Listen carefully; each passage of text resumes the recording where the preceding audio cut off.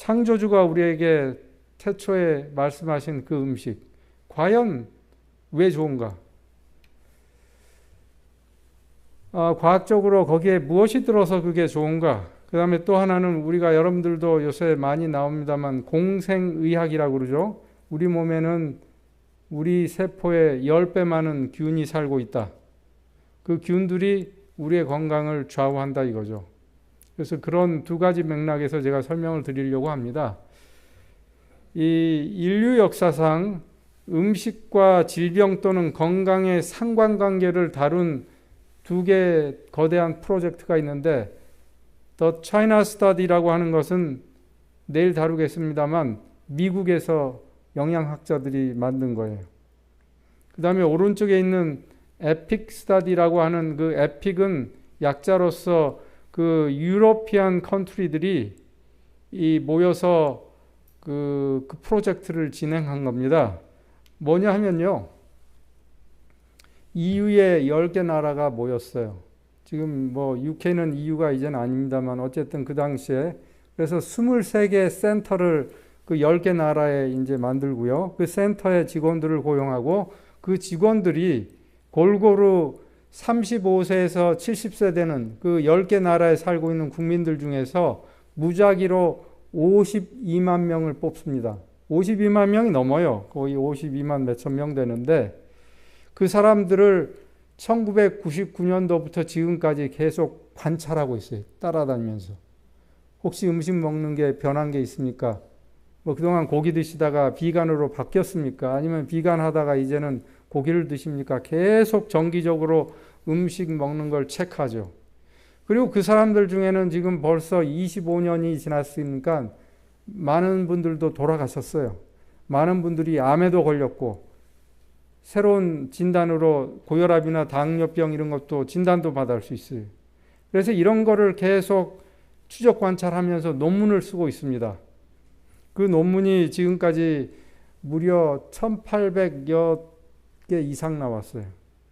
그 논문들을 사실은 제가 읽다가 야, 세상에 과학이 발달하고 그 많은 돈을 들여서 52만 몇천 명을 25년 동안을 관찰하면서 거기서 나오는 결론이라는 건 대단하잖아요.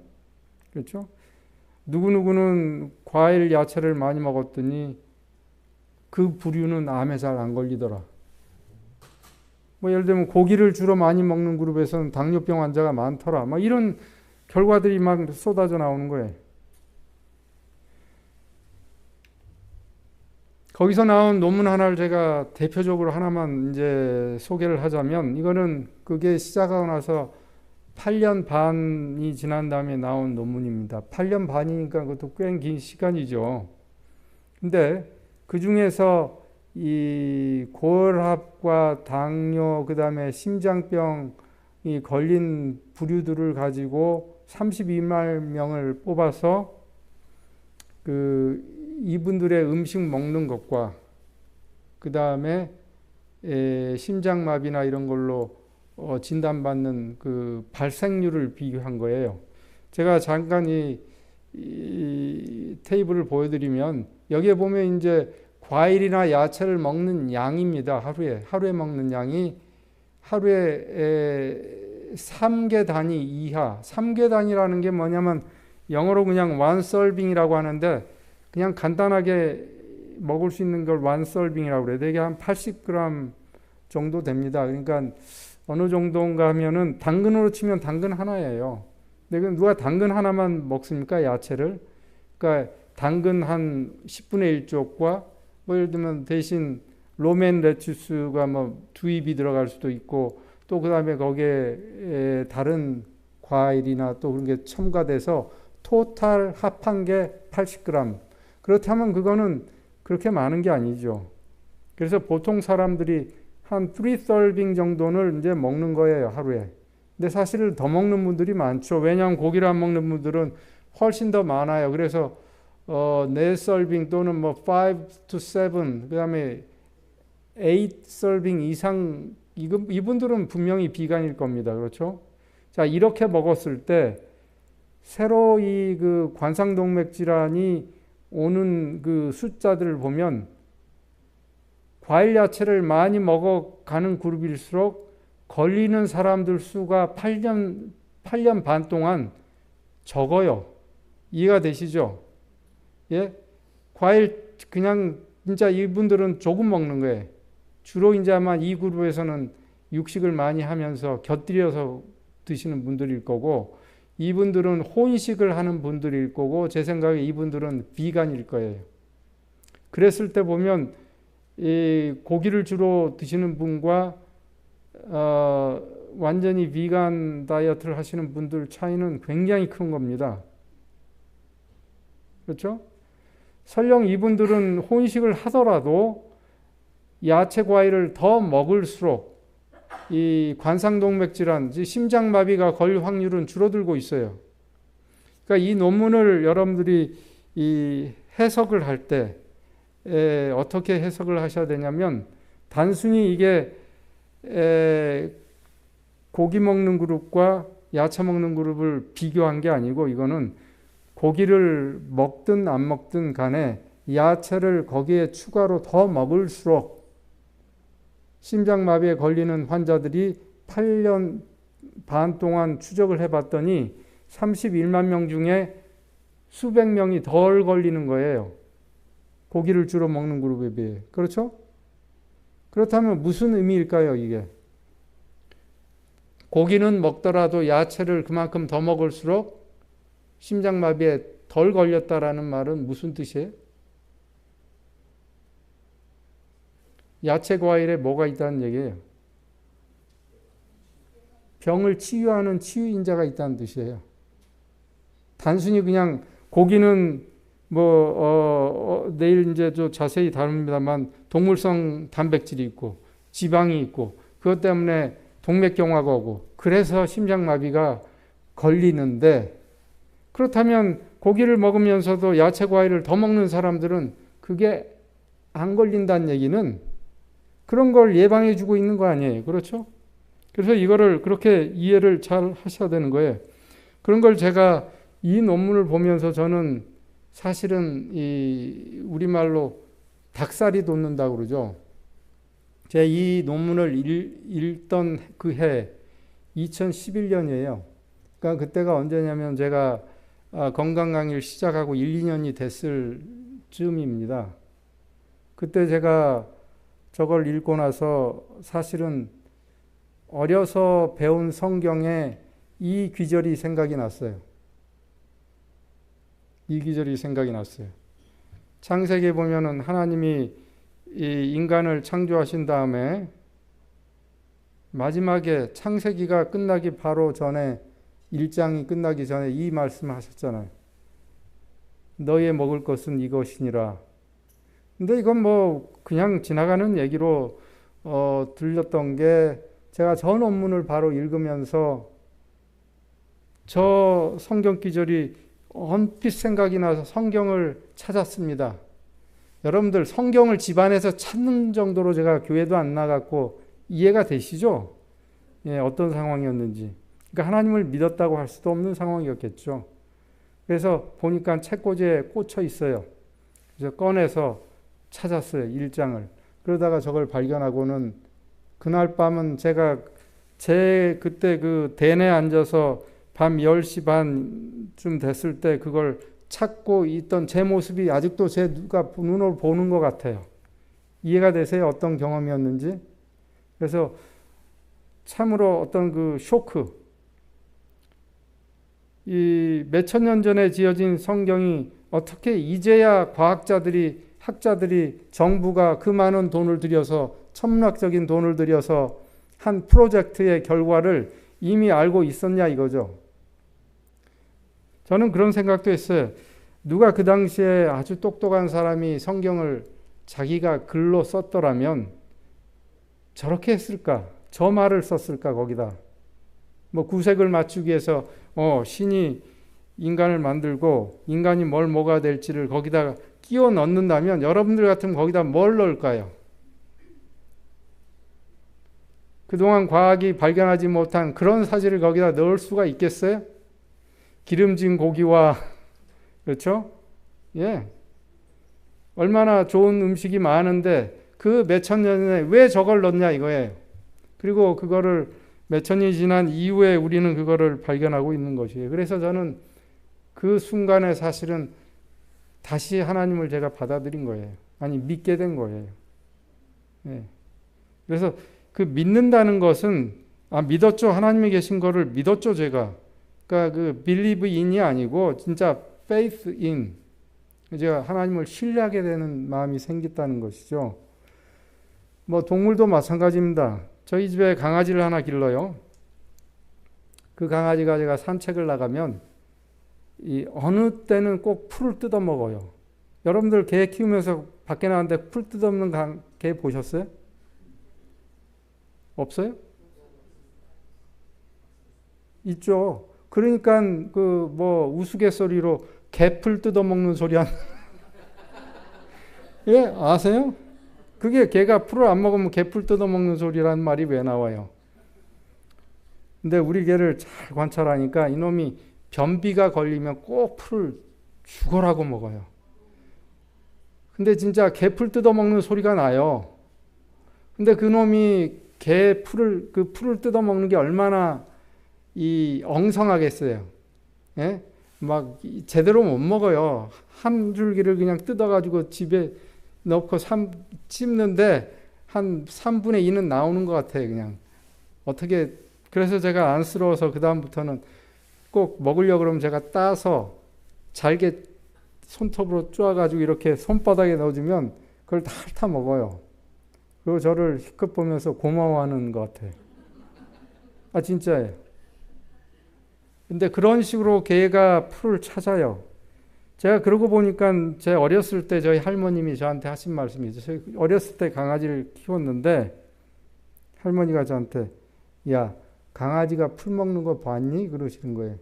근데 뭐 염소나 이런 게 풀 먹지 개가 풀 먹는다고요? 그랬더니 강아지들도 개들도 소화가 안 될 때는 풀을 먹는 거야. 그래서 제가 그 생각이 났어요. 근데 성경에도 저런 말이 나오고 있잖아요. 그죠? 사실은 제가 이제 시골에 사니까 섬에 살면서 아주 시골 분위기라 거기에는 온갖 동물들이 다 삽니다. 뭐 사슴도 살고, 얼마 전에는 쿠거도 왔다 갔어요. 쿠거. 예, 쿠거도 저희 가든에 지나가고, 그 다음에 곰도 와요, 겨울에는.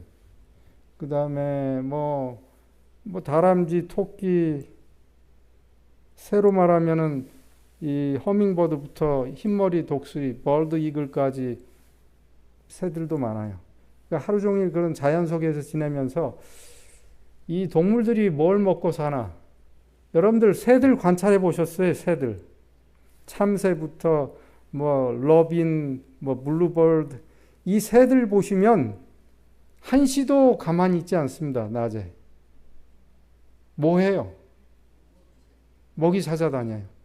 근데 그 새들이 먹는 먹이가 뭔지 아세요? 뭐 저런 식물이에요. 식물. 물론 곤충도 잡아먹어요. 근데 식물을 먹는데 제가 어느 날 느낀 게 있어요. 작은 새들일수록 섬세한 부분을 다 청소해요. 작은 새들일수록. 저희 허밍버드는 다니면서 꽃이란 꽃은 다 체크하고 다닙니다. 꽃이란 꽃은 다. 그래서 제가 이런 걸 보면서 역시 이 새들은 우리 인간을 위해 존재하구나. 그 새들이 있으니까 그렇게 깨끗해지는 거예요. 식물들이 깨끗하게 유지되는 거예요. 어쨌든 이 삼천포로 살려고 그러는데 제가 이 성경을 읽으면 그때마다 이 자연을 보면서 그걸 확인하게 되는 거예요. 그래서 과연 과학자들이 그 음식에서, 그 이상적인 음식에서 뭐를 발견하고 있는가 이겁니다. 소위 말해서 파이토케미컬스라고 하는 건데, 파이토 그러면 뭐예요? 식물이란 뜻입니다. 파이토. 케미칼은 그야말로 화학 물질이란 뜻이에요. 왜 이름을 저렇게 졌냐면 피톤치드라는 말 들어봤어요? 뭐 영어로는 파이톤사이드. 사이드 그러면 사이달, 그러면 죽인다는 독극물에 붙는 얘기예요. 접미사. 파이톤 그러면 식물. 식물에 있는 독극물이 있는데 파이톤 시드, 피톤 시드가 뭐예요? 방향 물질이죠. 과학자들이 옛날에 그걸 처음 발견하고 나서는 식물들이 이 향을 내뿜는 이유가 뭐예요? 자기를 보호하기 위해서. 뭘로부터? 곤충이나 뭐 곰팡이류나 이런 걸로부터 자기를 보호하기 위해서 내뿜는 프로텍션이라고 생각했어요. 그래서 이름을 그렇게 붙였어요. 식물들이 내뿜는 독성 물질. 독성 물질이에요, 그게 사실. 그래서 식물에 가면 뭐 곤충들이 다 죽어요. 그만큼 우리가 진화 사상에 이 철학을 둔 과학이기 때문에 그렇게 이름을 늘 붙여요. 그런데 가만 보니까 그게 아니에요. 그게 뭐예요? 결국은 그 방향 물질들이 다 우리 인간의 행복과 건강을 위해서 있는 거예요. 예? 그래서 산림욕 그런 것도 나오고 있죠. 꽃이 내뿜는 향기들. 그거 다 우리 인간에게, 물론 동물에게도 그럴 거지만 얼마나 좋습니까? 마찬가지예요. 저 파이토케미칼이라는 게 뭔가 하면요. 저 파이토케미칼이 저기 보시면은 몇 년도 얘기입니까? 지금 이게 1965년도인가요? 그렇죠? 1965년도부터 처음 이제 발견이 되기 시작하더니 이 아주 오랜 동안 뭐 별로 과학이 발달을 못하고 있다가 불과 1900년 중후반이 되면서 이제 그거를 그러니까 소위 말해서 생화학이 발달하면서 그 물질을 추출해내기 시작합니다. 추출해낼 수 있는 그 기술이 생긴 거예요. 그래서 저런 논문들이 막 나오기 시작하는데 2000년이 넘어가면서 어마어마하게 나오기 시작하고 있어요. 그렇죠? 2000년. 근데 그 파이토케미칼에 대해서 저는 이제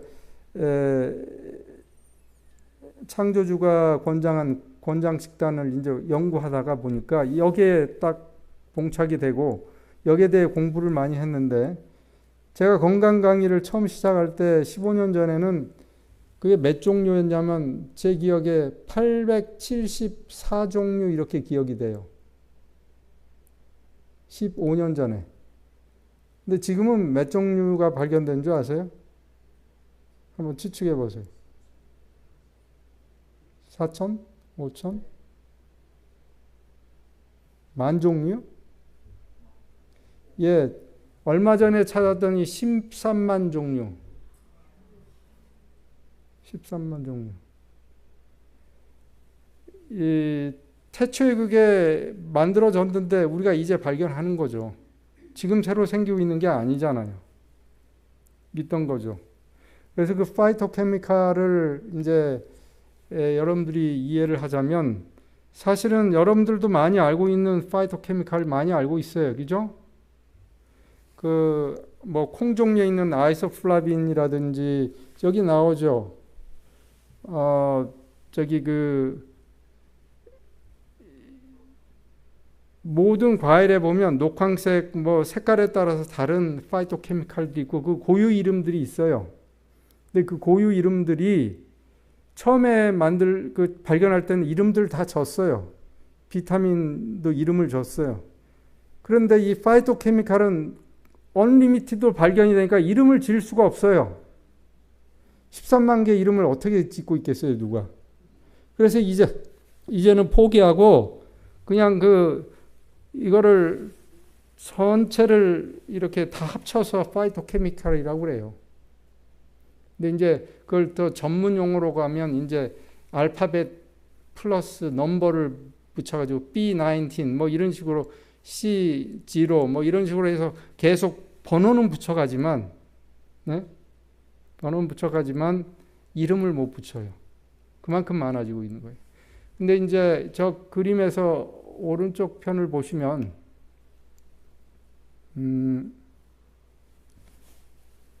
뭐가 있습니까? 저게 이제 세포가 나오고 파이토케미칼이 하는 일이거든요. 뭐냐면,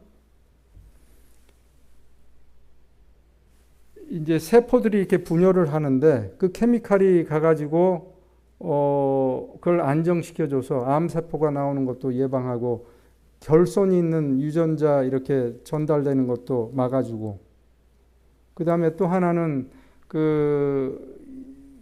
그런 일이 일어나는 게 산화 스트레스라고 들어보셨어요? 산화 스트레스. 그런 거라든지 발암 물질들이 우리 주변에는 얼마나 많습니까? 우리가 모르는 게 너무 많아요. 공해뿐만 아니라 방사선, 심지어 땅에서 올라오는 라돈이라든지 뭐 이런 이것도 있고, 우리가 알게 모르게 먹는 음식들도 있잖아요. 그렇죠?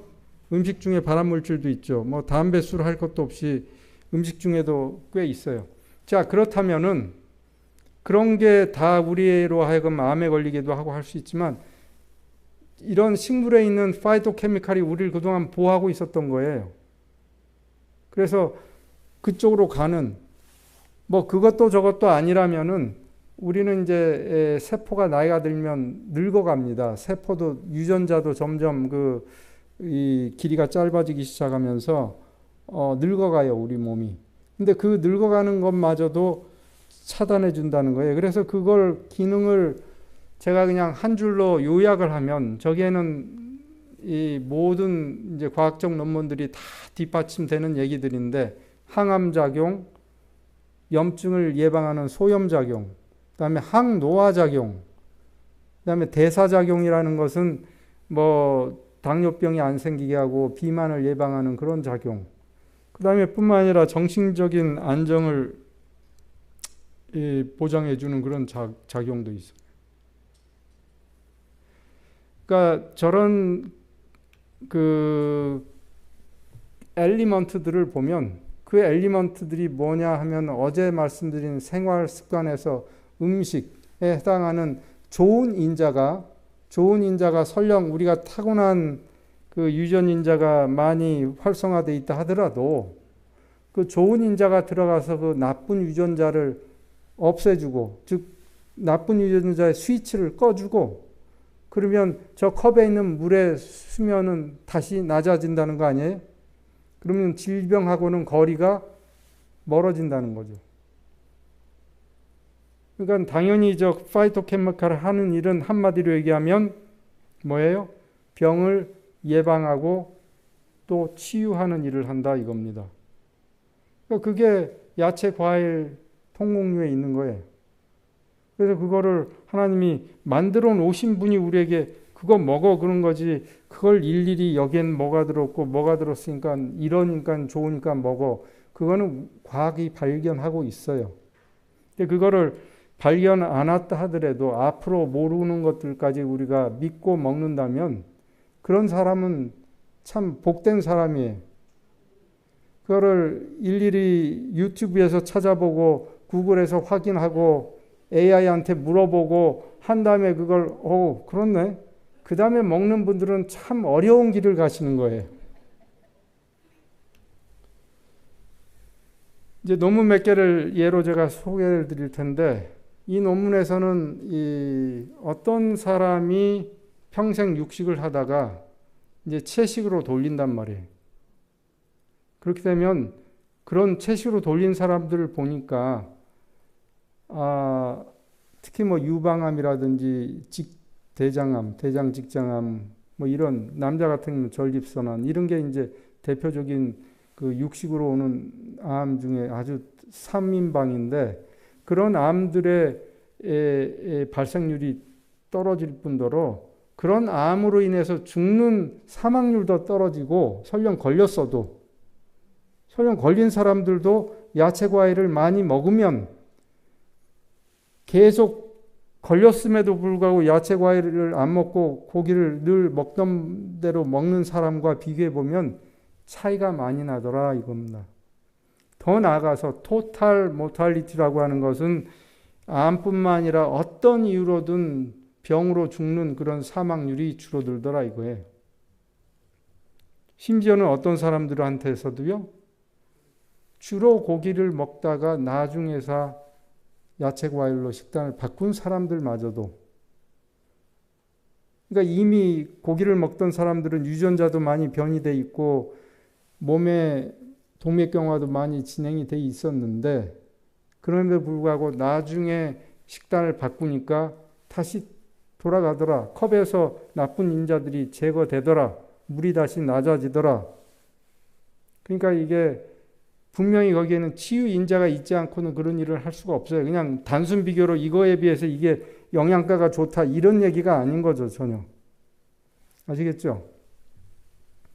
여러분들 혹시 그런 얘기 들어보셨어요? 그 여자분들 경우에는 구글을 많이 하신 분들은 그 아이소플라빈이라고 하는 콩 종류에 들어있는 이 파이토케미칼인데 그게 스트럭처가 화학 방정식이 여성들 에스트로겐 호르몬하고 똑같아요.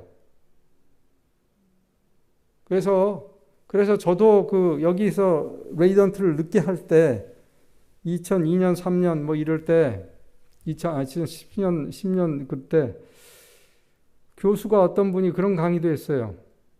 생생하게 기억이 났는데 유방암 걸린 사람들에게는 콩 종류는 삼가하도록 하는 게 좋겠다. 네. 왜냐하면 유방암 중에는 에스트로겐 리셉터 포지티브한 그러니까 에스트로겐에 의해서 잘 자라는 유방암의 종류가 있거든요. 그런 환자가 만약에 콩 종류를 먹으면 거기에 있는 파이토케미칼이 에스트로겐하고 똑같아서 들어가면 암이 확 퍼질 거라는 얘기죠. 그 우려예요, 우려. 그런 근거는 없었어요. 근데 과학자들이 그런 우려를 표명하고 의사들도 그걸 여과 없이 그대로 받아들여서 환자에게 꼭 암센터에서 브로셔를 보면 암 환자들에게 에스트로겐 리셉터 포지티브가 아닌 유방암 환자들도 콩 종류는 그냥 삼가라는 게 아예 들어가 있었어요, 인쇄물에. 제가 그게 기억이 나요. 그런데 이제는 논문들이 그거를 밝혀내기 시작했고 그 중에 하나가 대표적인 저 논문이 뭐냐면 설령 구조식은 같았는지 몰라도 오히려 유방암 환자가 콩 종류를 먹어서 아이소플라빈을 축적을 하게 되면 그 유방암으로 인해서 죽을 확률이 훨씬 낮아지더라. 그러니까 우리가 그 화학 방정식이 똑같다고 해서 똑같은 물체가 전혀 아니고 하는 작용이 여기서는 오히려 정반대는 아니지만 전혀 다른 방향의 결과를 가져온다는 것을 눈으로 확인할 수가 있어요. 그렇기 때문에 여러분들이 혹시 비타민을 돈 주고 사서 드신다면 그것처럼 낭비가 없어요. 비타민은 가짜잖아요. 가짜예요. 화학 방정식만 똑같게 만든 가짜예요. 야채 과일에 있는 비타민하고는 달라요. 그래도 그걸 드시면은 마음의 평안이 되죠. 뭔가 내 몸을 위해서 한 것 같잖아요. 사실은 저희 집이 서울에 살 때는 저희 집에도 식탁에 보면 가운데 바구니가 하나 있고 거기에는 한 10가지 정도의 서플먼트가 항상 있었어요. 예? 한 10가지 정도가. 근데 제가 공부를 새로 시작하면서 이런 걸 읽고 나서 다 없앴어요. 없앤 게 아니라 안 사니까 없어지죠. 예. 그걸 먹을 이유가 없어요. 어쨌든 비타민 얘기가 시간이 더 많으면 여러분들이 흥미있어 하실 것 같은데 계속 나가겠습니다. 과일이 당뇨병에 좋을까요, 나쁠까요?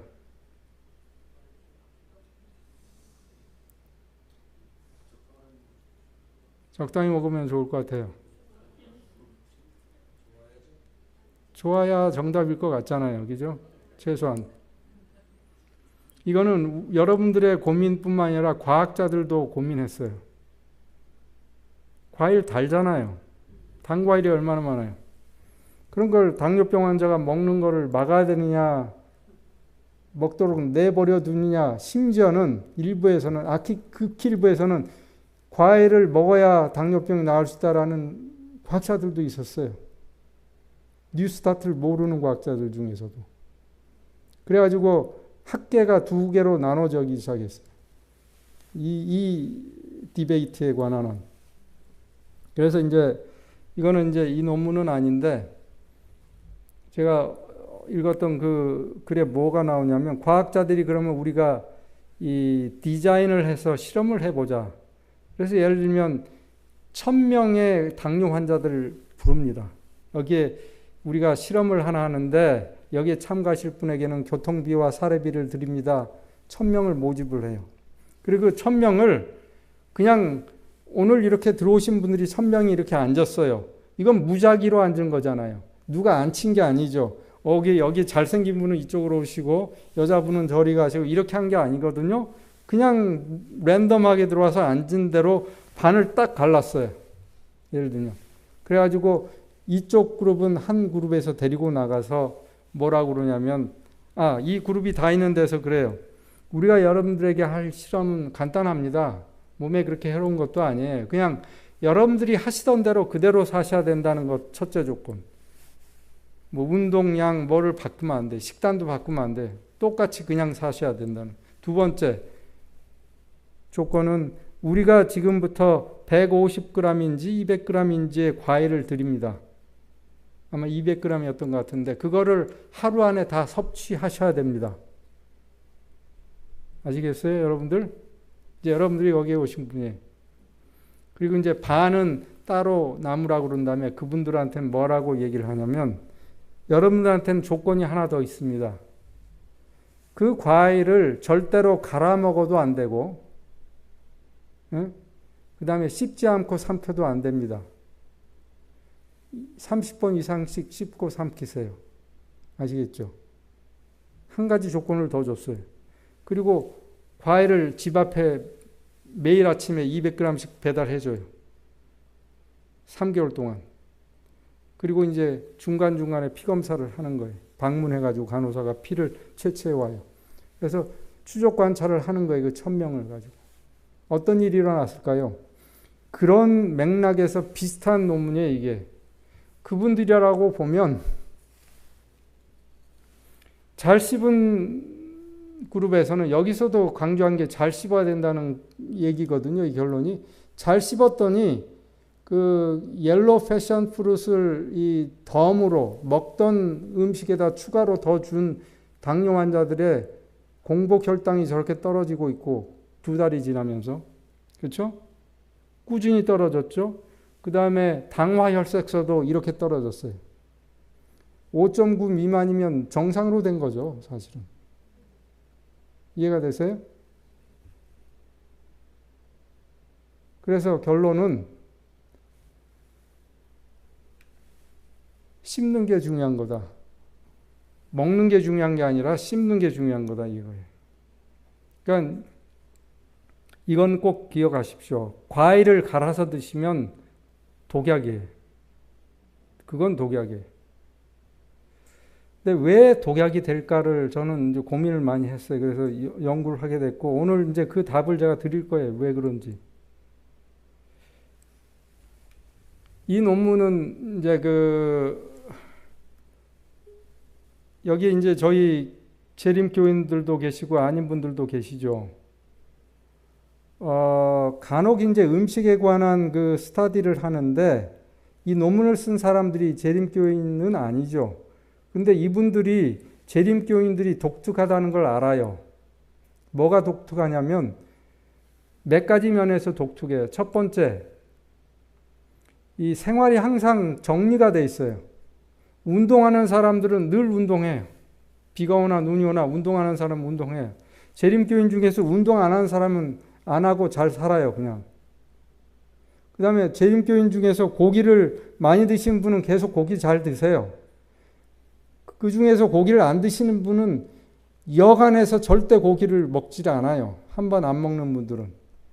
그러니까 굉장히 이 학술 용어로 호모지너스예요. 그러니까 섞이질 않아요. 이 사람들의 생활이. 그러니까는 그런 분들을 대상으로 논문을 쓰면 논문의 퀄리티가 올라가요. 그래서 이제 특히 이 논문은 북미의 노스 아메리카에 있는 재림 교인들을 상대로 한 6만 명을 이제 데리고 한 스터디예요. 근데 그 재림 교인들 중에서는 물론 비간도 있어요. 그렇죠? 비간. 순수 채식주의자도 있고 사실은 그냥 고기를 주로 먹는 그런 교우들도 있을 거예요. 여기서는 세미 베지테리안은 고기도 먹는데 화이트 밑만 먹고 레드 밑은 안 먹는 경우를 얘기해요. 그 다음에 페스코 베지터리안이라고 그러는 거는 씨푸드는 먹어요. 생선도 먹고 다른 씨푸드는 먹는데 고기는 안 먹어요. 전혀. 그다음에 알다시피 락토 오보 베지터리안은 뭐예요? 락토 그러면 낙록품이죠. 우유도 마시고 오보, 오뷸, 알, 그러니까 달걀도 먹어요. 하지만 채식을 주로 하고 씨푸드도 안 먹고 고기도 안 먹어요. 그러니까 베지터리안도 그레이드가 있죠. 자, 이런 사람들을 가지고 체질량 지수, 그러니까 비만도를 측정을 해봤더니 그 비간의 정도에 따라서 정확히 이렇게 차이가 나죠. 아시겠어요?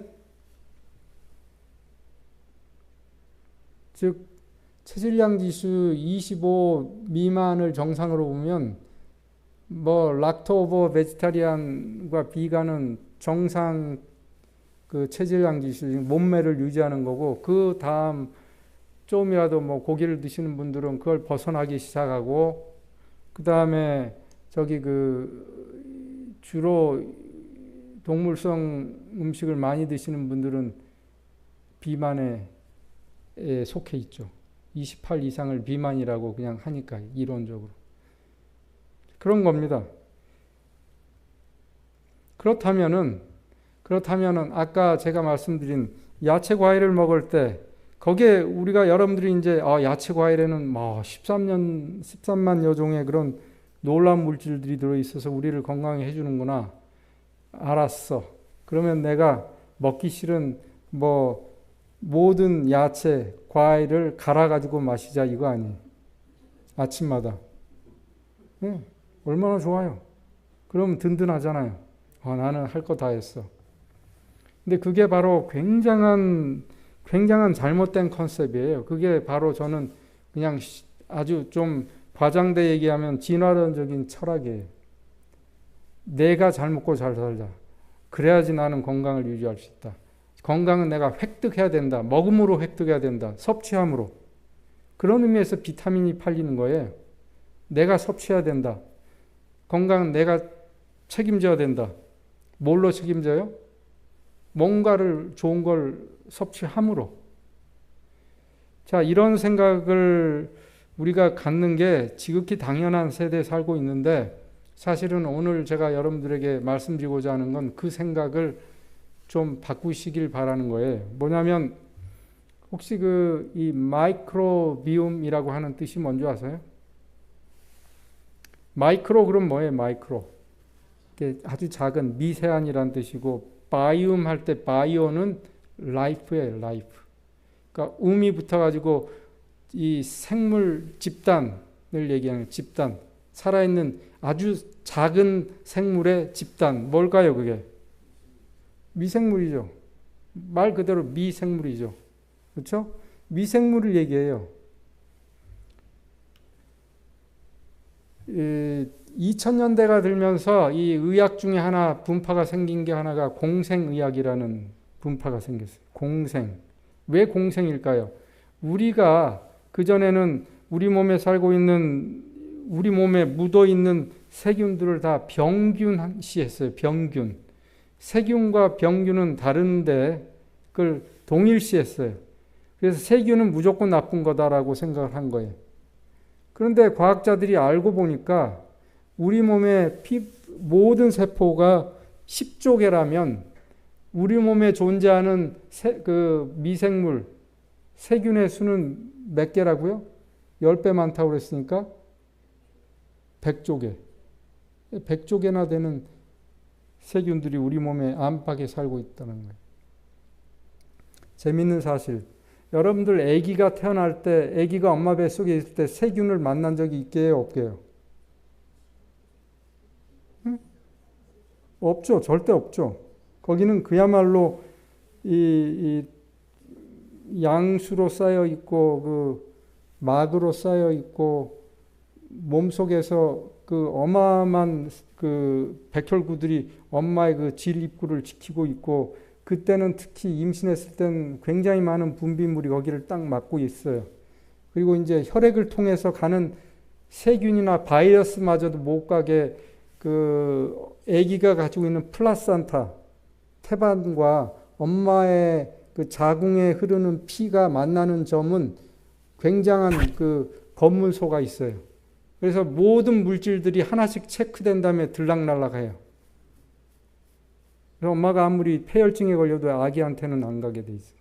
자, 그런 식으로 아기가 완전히 아이솔레이션 돼 있고 거기에서 살다가 태어나는 순간 무슨 일이 일어나요? 세균을 만나죠. 처음으로, 난생 처음으로. 난생 처음으로 세균을 만나는데 이거 보세요. 아기가 어떻게 태어나느냐에 따라서 다른 세균이 온다는 얘기입니다. Mode of delivery. C-섹션을 하느냐 아니면 정상 분만을 하느냐에 따라서 그 아기가 만나는 처음 세균이 달라요. 이거는 2000년이 된 다음에 과학자들이 깨달았어요. 무슨 얘기냐면 제왕절개를 하면 수술하는 필드는 깨끗하잖아요. 아직도 깨끗해요. 그리고 이 산부인과 의사가 이제 절개하고 아기를 꺼내죠. 그리고 이제 태출을 자르고 이 아기를 누구에게 줘요? 신생아실 간호사에게 건네주죠. 산부인과 의사는 아직도 깨끗해요. 손이, 글러브가. 그렇죠. 아기도 깨끗해요. 건네주는 순간 그 간호사는 깨끗해요? 안 깨끗해요? 물론 육안으로는 깨끗해요. 그렇지만 미생물학적으로는 균 덩어리죠. 글러브는 껴요. 그렇지만 스테라일한 글러브를 끼는 게 아니라 그냥 고무 글러브 끼는 거예요. 자기 손에 있는 균이 안 가게 하기 위해서 그냥 끼는 거예요. 하지만 그 글러브마저도 세균 덩어리예요. 어쨌든 그 아기가 접하는 첫 번째 균은 그 간호사의 피부에 있는 균이에요. 99%. 그 포도상구균이. 근데 아기가 엄마의 정상적인 산도, 질을 통해서 그 힘들고 힘든 길을 그냥 뚫고 나오면서 거기서 무슨 일이 일어나는 줄 아세요?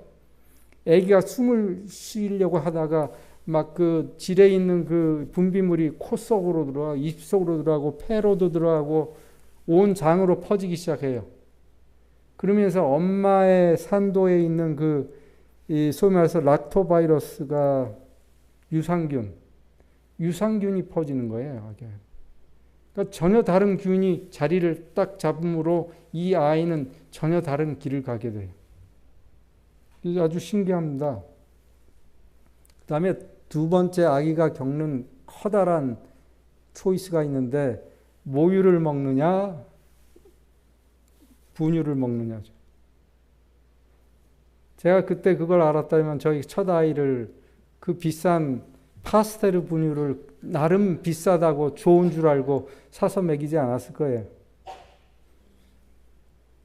저희 둘째 아이가 낳았을 때는 그래도 모유의 중요성을 그때 과학이 많이 얘기해가지고 와이프하고 의논해서 쉬어라. 몇 달 휴가 내고 3개월 동안 애기 젖은 먹이도록 우리 하자. 둘째 아이는 젖을 먹었어요. 그러니까 엄마의 젖을. 큰 아이는 그 비싼 파스텔 분유 처음 나왔을 때 진짜 잘 먹였어요. 큰 아이는 한 번 입원했어요. 폐렴에 걸려서. 작은 아이는요, 병을 모르고 커요. 그러니까 그 정도로 차이가 나더라고요. 어쨌든 아이가 뭘 먹느냐에 따라서 그 이후로 이 아이의 몸에서 활발하게 자라는 균, 상주하는 균이 달라져요.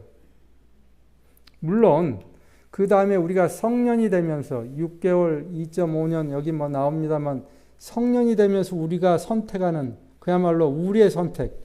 뭐 아기가 무슨 권리가 있어요. 나는 분유를 달라 이렇게 애들이 주장하지 않죠. 뭐 주는 대로 먹어야지 어떻게 뭐 물려주는 대로 이게 공간적곡지인지 엄마의 젖인지 알 수 없지만 먹는 거예요. 그렇지만 성년이 되면 주장하죠. 나는 이걸 먹고 싶다. 아기 때부터 주장해요. 한 살만 넘기 시작하면 애들이 막 안 먹는다고 도망가고 이거는 좋아하고 막 이렇게 되잖아요. 그럴 때부터 이미 이제 그 선택에 의해서 균이 뭐가 더 왕성하게 자라는가가 달라지더라 이겁니다. 이걸 하나의 연대기로 그려놓은 논문이에요. 그러니 이게 얼마나 그래서 제가 이 슬라이드, 이 스미소니안 채널에서 나온 슬라이드를 제가 잠깐 보여드릴게요. 네, 제가 이 슬라이드를 그냥 스킵하고, 이건 뭐냐면 이 산부인과 의사가요, 그 사실을 알고 이 자기가 이제 임신을 해서 자기 아기를 낳게 됐는데 제왕절개를 하게 됐어요. 그래서 이제 그 사실을 아니까 이 제왕절개에 들어가기 전에 자기 질에다가 이 웻 거즈를 패킹을 해놔요. 깨끗한 스테일한 웻 거즈를 패킹해놨다가 그걸 제왕절개 하고 날 때 빼서 간호사에게 줘요. 신생아실 간호사에게. 그래서 자기 아기를 그걸로 세수를 시켜주는 거예요. 온몸을 닦아달라고 부탁을 해요.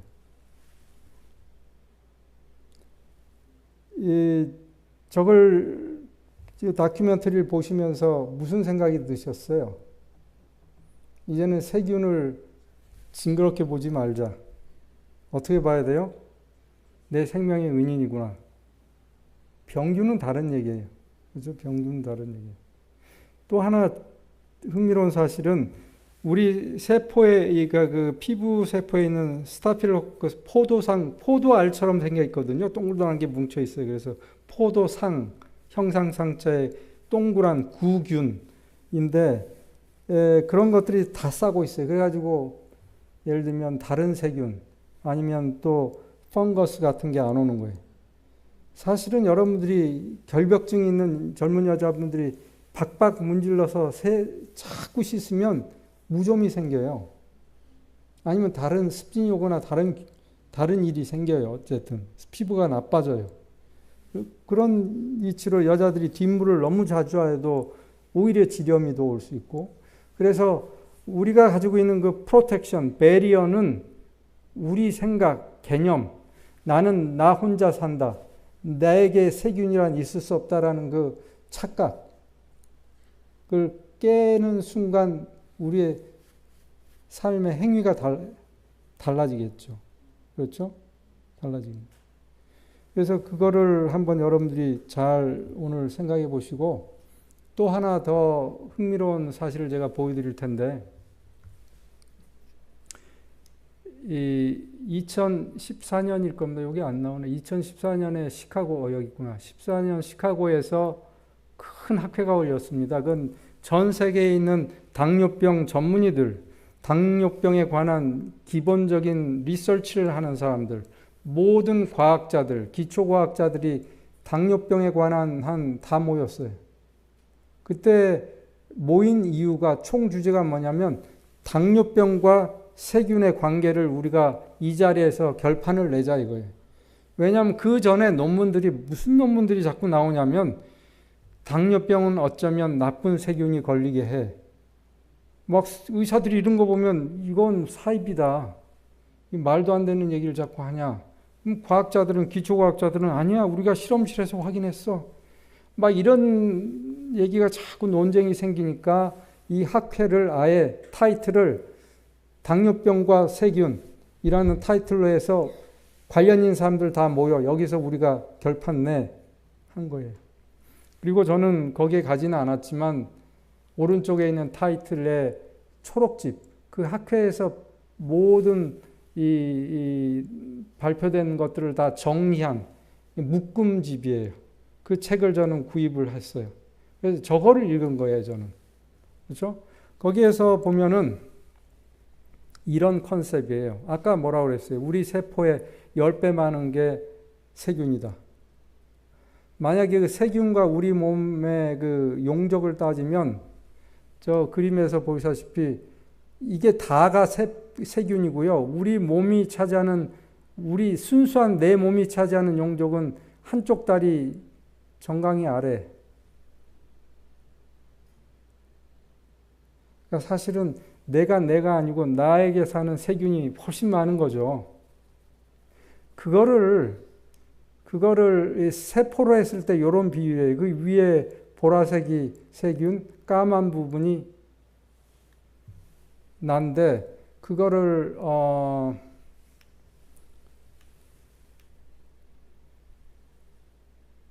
유전자로 하면요, 내 유전자는 바닥에 깔리고 안 보여요.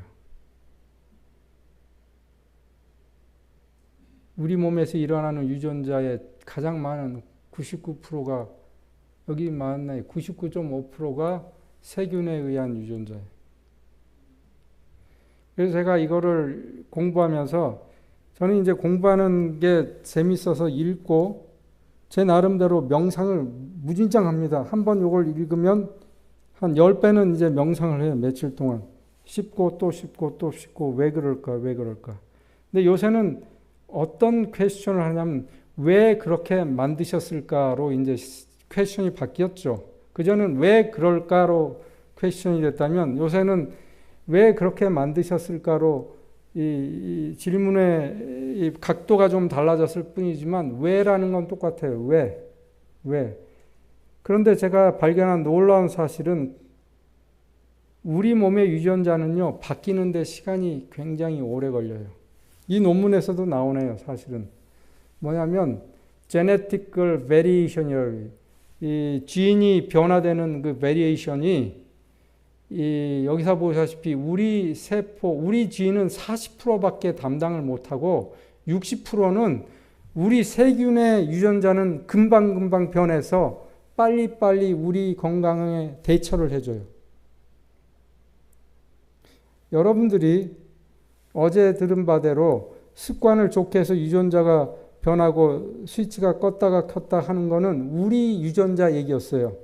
근데 여기다가 오늘 뭐를 첨가를 했냐면 쉽게 변하는 우리 세포의 10배나 되는 세균들의 유전자가 60%를 우리 몸에 차지하고 있는데 그 유전자는 신속하게 변한다는 걸 추가한다면 여러분들이 이 식생활을 오늘 이제 거기에 포커스를 맞추니까 음식을 갑자기 바꾼다고 하면 거기에 의해서 유전자가 꺼지고 켜지고 하는 게 오래 걸리지 않고 일단 세균들의 유전자부터 변해서 좋은 효과가 더 빨리 나온다는 거예요.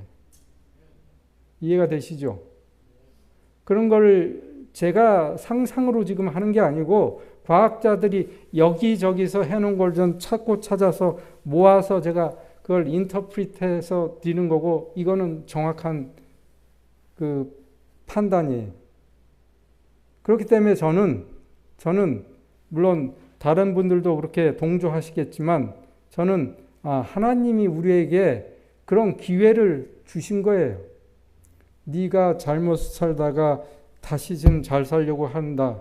근데 네 유전자가 돌아올 때까지는 지금 한 어쩌면 1년 걸릴지도 몰라. 그럼 그동안에 암에 걸려서 죽으면 어떡하겠니? 그동안에 네 몸에 있는 세균이 유전자가 변해서 일단은 커버해 줄 거야. 아시겠어요? 이 논문 중에 하나 무슨 실험이 나오냐면요.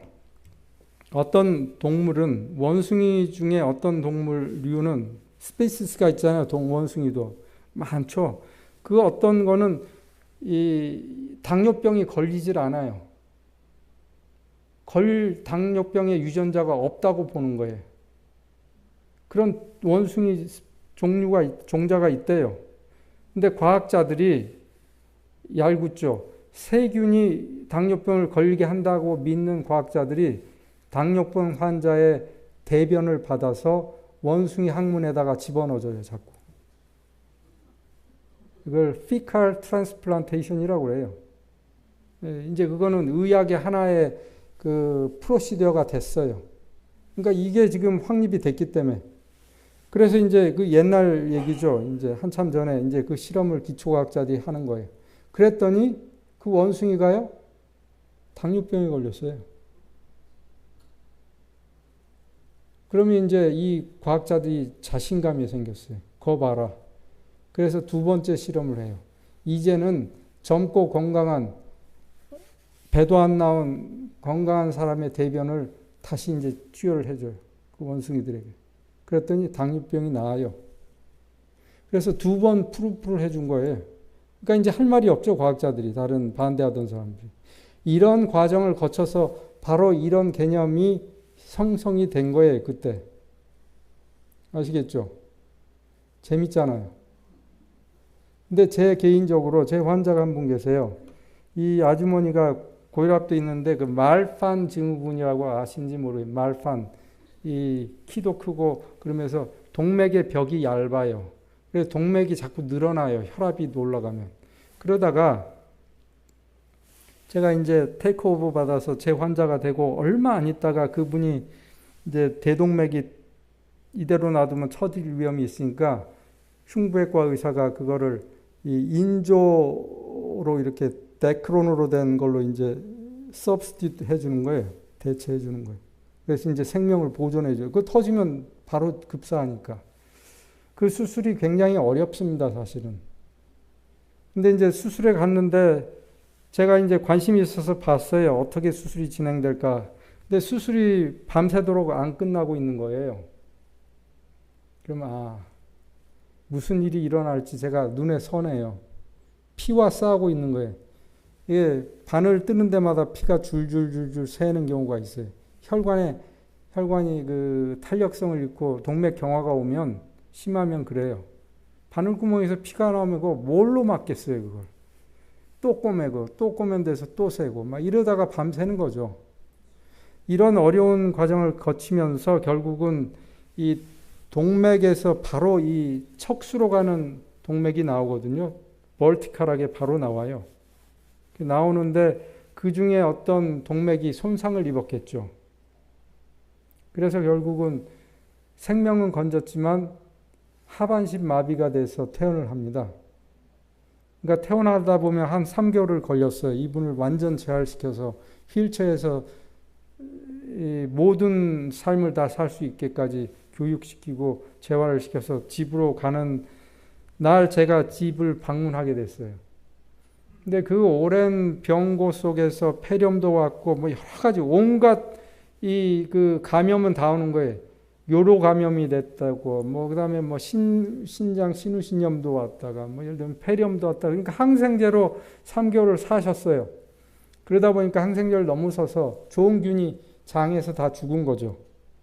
그래서 그거를 이제 나쁜 대장염이 온 거예요. 얼마 안 있다 태어나고. 그래서 이제 설사를 해대기 시작하는데 무서워요. 그걸로 많이 돌아가실 수가 있어요.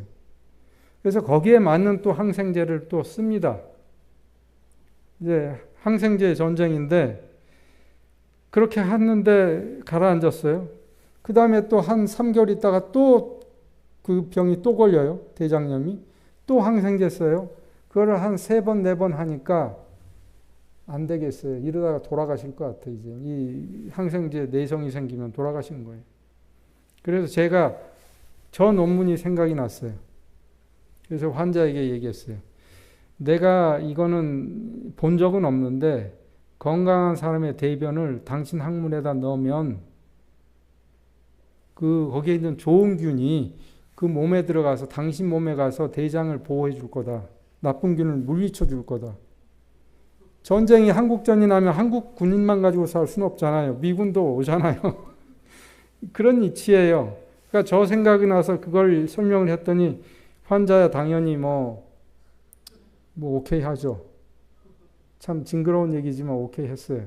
그래서 그거를 그 큰 도시에 있는 그 감염학 그 교수에게 제가 편지를 쓰죠. 더 이상 이 환자가 버티기가 어려울지 모르니 이런 게 실용화가 돼 있든 안 됐든 한번 시도를 하는 게 어떻겠냐. 그랬더니 그 교수가 여자 교수인데 답이 왔어요. 뭐 자기가 알아보겠대요. 그래서 윤리위원회를 열어요. 그래서 남의 대변을 환자의 항문에 집어넣는 게 실험적인 거잖아요, 일단. 그래서 이제 저런 프루프는 있지만 어쨌든 윤리위원회를 열고 통과가 되고 해서 이제 시행을 했어요. 몇 번 했는지 기억은 안 나는데 그 뒤로는 대장염 안 걸립니다. 그런데 해피엔딩만은 아니에요.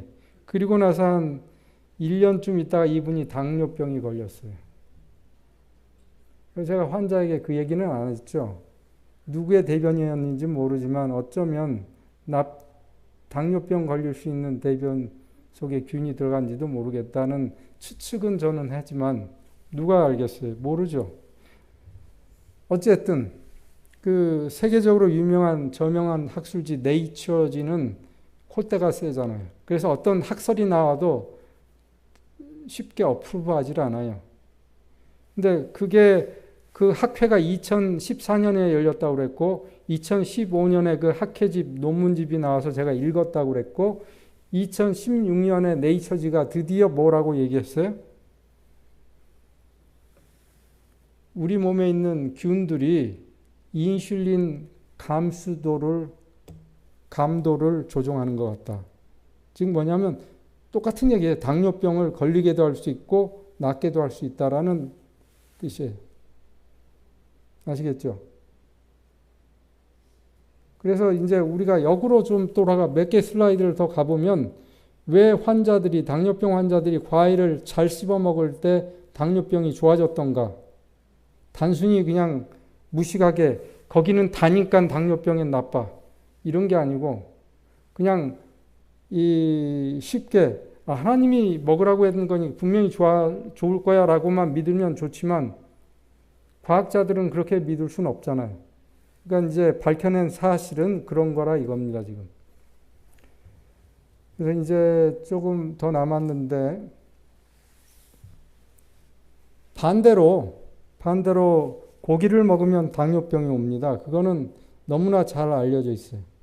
근데도 아이러니컬하게 이 세상은 지금도 당뇨 환자한테 의사가 뭐라고 얘기해요?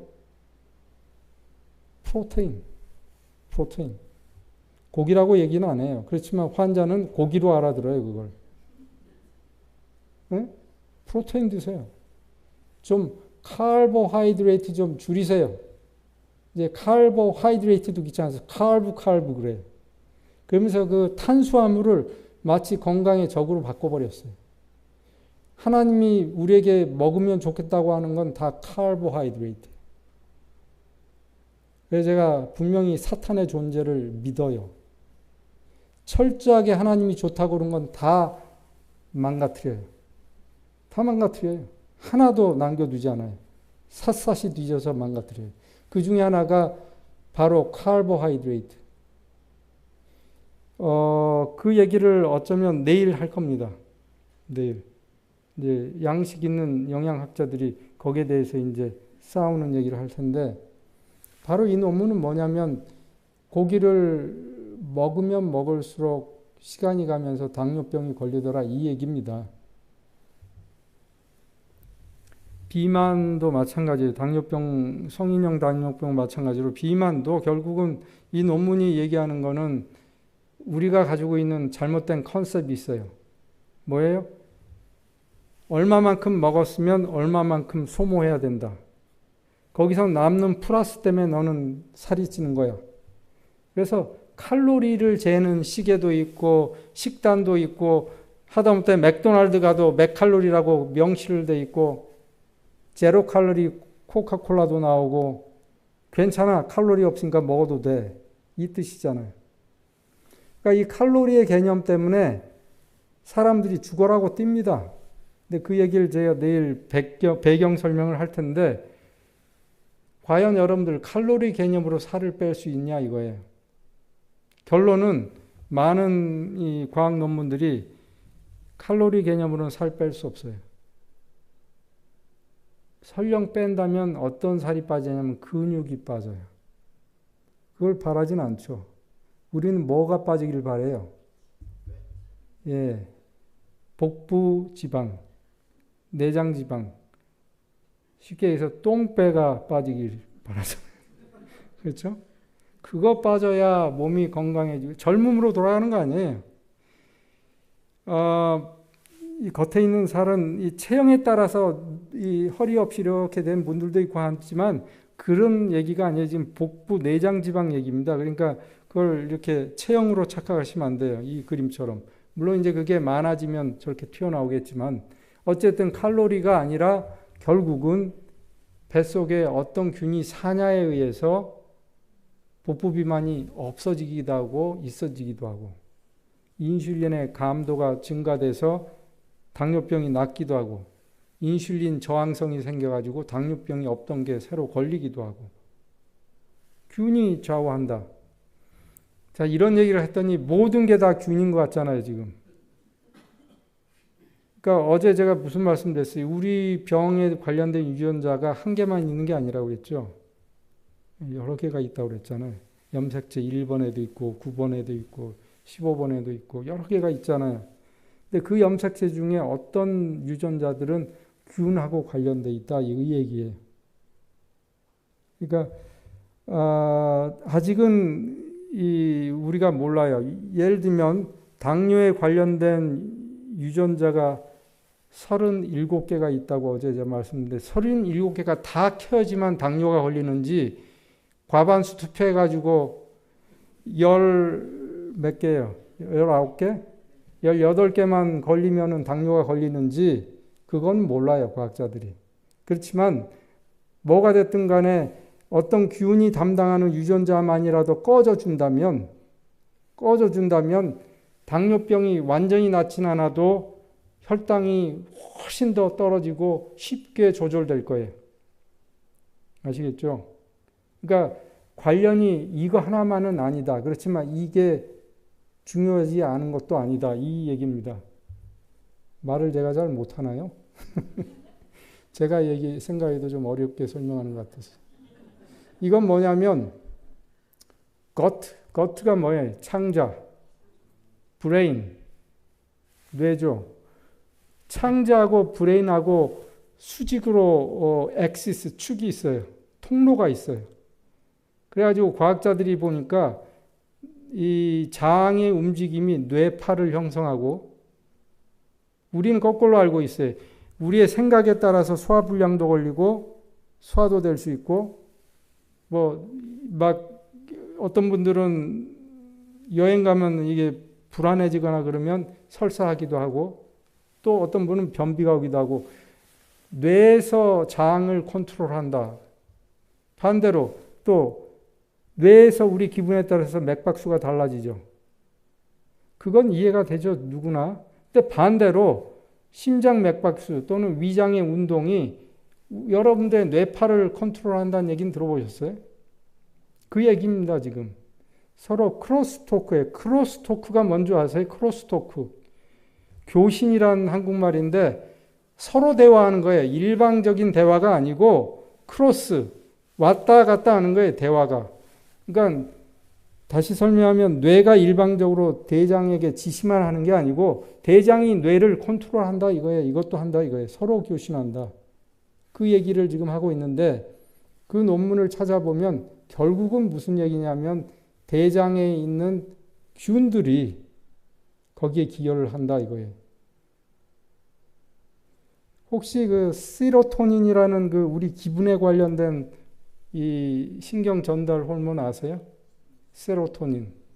굉장히 중요한 이 물질이고 우리 정신을 우울증에 빠지기도 하고 안 빠지기도 할 수 있는 그래서 모든 요새 정신 그 엔티디프레선트들이 그걸 가지고 이제 하잖아요.